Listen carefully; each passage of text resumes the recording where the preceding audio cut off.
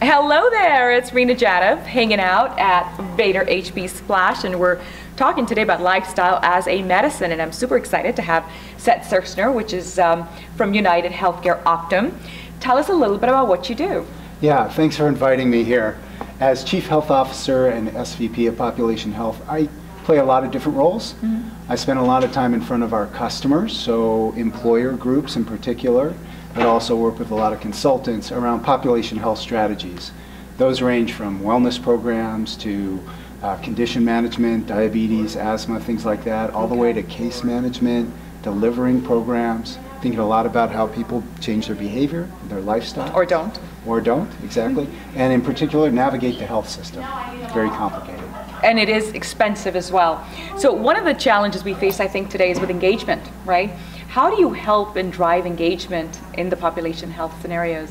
Exactly. So what happens is oftentimes we present many very interesting solutions to our clients. Yeah. And yet they say to us, oh, those are great, Seth, but how do we get people to use them? Yes. So we've done a lot of research around this. Okay. It has a lot to do with culture.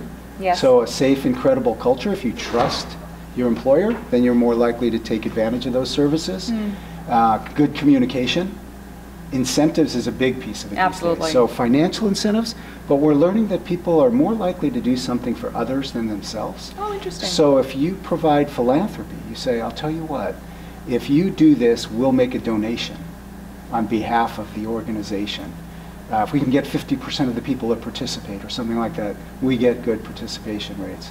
We also know the design needs to be good and ultimately the experience. People are very spoiled. Absolutely. They want a perfect experience. Absolutely. So all those factors have to come together to drive good engagement. What are the numbers in engagement these days? What can a company expect to see typically? Well, it's interesting you ask that because the question is how are we defining engagement? Yes, right? yes. How do you define it? Across all these programs and services. So we've spent a lot of time thinking about that, and we view it in two ways. There's administrative engagement. Do you sign up? Do you take a survey? Did you make a phone call? And that's kind of easy, and so some vendors like to say they get lots of engagement because that's a pretty easy thing. But there's another kind of engagement we call value engagement. Exactly. And that's the kind of dose response. Yeah. How much of my service do you need to get the outcome promised? Right. So we look at metrics across all these different products on both administrative and value-based engagement levels. And what do you see? Could be better. We see a lot of variation. But just benchmark. Well, it depends. So for example, on a health survey, a health risk assessment, best in class is 60, 70, 80% participation. That's pretty high. Right? On clinical services, so of the people who have diabetes that should take, advantage of the services, maybe 30%. Okay. So it really does vary by the product and service. What we're trying to do is do a program that captures people when they have the problem. So a lot of people call in or go online for questions around, are they covered for something? Do I have an ID card? But they're calling that because they're about to use a service. Exactly. So if you can catch them and go, oh, by the way, so you're going to the doctor? Great, let me help you with that. And did you know you have access to a nurse coach that could also help you? Exactly. No, I didn't know that. Great. Exactly. Sign me up. Now, are you proactively involved in outreach? Because no one's ever called me to say, did you know you have coaching capabilities available? Well, without breaching any HIPAA, you probably have pretty good health. Someone who, through claims and other ways, we identify as maybe having a condition, we will call. Yeah. And if we have... No, I've gone through severe health crisis. Okay. Which is why I'm saying I'm so surprised. No one ever reached out to me to... So different carriers, different vendors have different approaches, but we certainly... we leave messages on your phone. Wow. We will text you. We will email you. And hopefully you'll reach out to us when you want to find out whether you fit your deductible or not, and then we'll go, oh, okay, well, let me help you through this. Oh, that's wonderful. So for the startups out there that are trying to build apps and sell them to companies like yourself, and of course to employers, what are employers looking for these days? What's working? So what employers want is they want simple. They want personalized. So we're all used to the Amazon world of personalized, so why when I go to my health don't you know all these things about me? So true. I keep telling you all this information and then you transfer me or whatever. So they want it simple, they want it personalized, and they want it prioritized. So tell me what's the right next step for me. There's too many steps. So if you can help me through that and you can make it relevant to whatever issue I'm dealing with, that will help. That makes a lot of sense. How do you select the apps that you incorporate into your programs? So for us, we have to have it go to scale.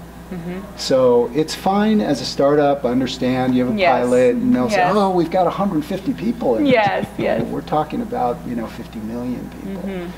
Cannot go wrong. Even 0.5% of 50 million people is a lot. So it has to go to scale.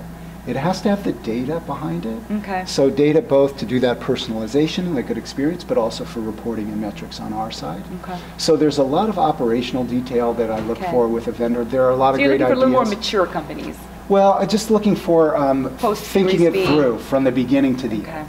Yeah, and we have Optum Ventures, we have UnitedHealthcare Ventures, so we do invest. We also do a lot of pilots, so depending on where any given player is, we might be able to find a space for them, but they have to meet a need.